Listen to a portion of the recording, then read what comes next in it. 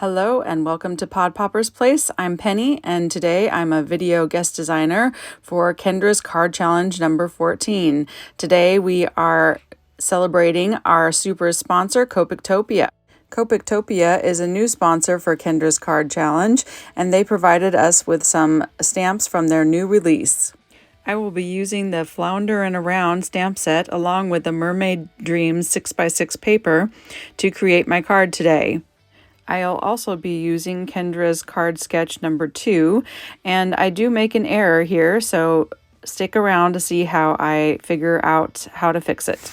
I colored my images off screen, and the image I'm going to be using for the card, it will be the mermaid that I colored in purple.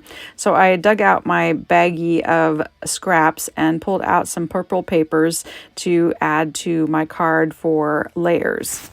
I don't know if you've caught it, but I already made my error. The sketches called for the triangles that I cut previously, and then I put them on paper that is too small. So when I trim the edges off, the ends have a straight line rather than a point like they should be.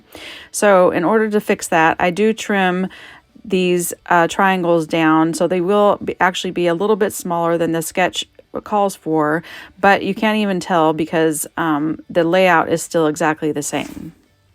This is a fairly simple sketch, and so I like that it had this big area that I could do whatever I wanted to on the bottom left side.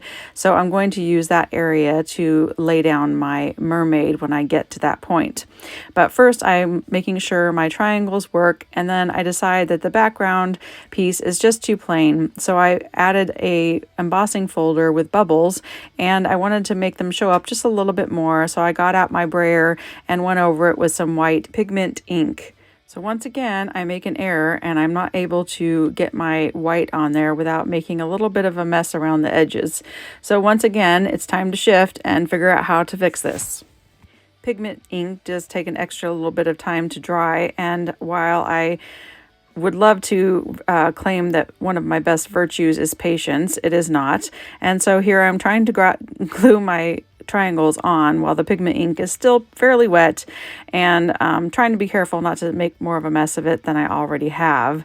So I get those on, and then I have to figure out how am I going to fix the white blotches at the bottom of the paper.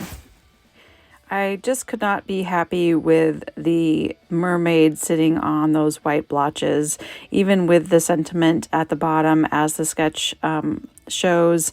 It was not covering up the white messes that I made. So I decided it was time for something different. I got out this die that just cuts kind of a little bit of a snow hill or hill of some sort, and I'm going to use it to cut out a sandy bottom of the ocean for my mermaid to sit on. So I cut it and then I trim it so that the angle matches my triangle and will fit nice and neat next to it.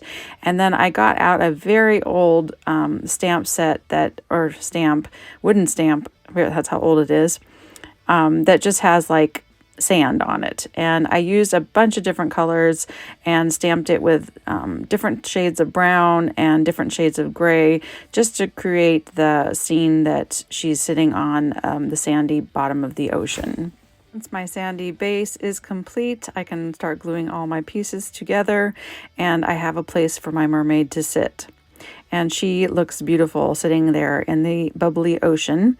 And I added some little flounders that come with the stamp set. There's 2 of them.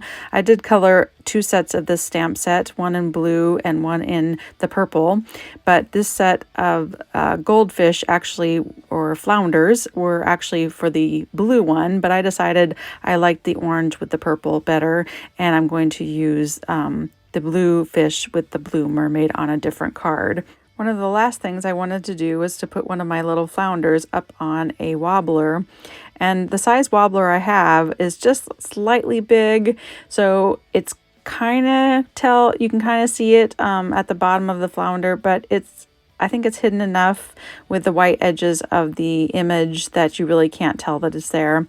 And so I did go ahead and pop the one little flounder up on that wobbler, and I just think wobblers are so much fun.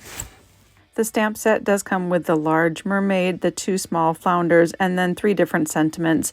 And I decided to use the sentiment that says, "I'd flounder without you."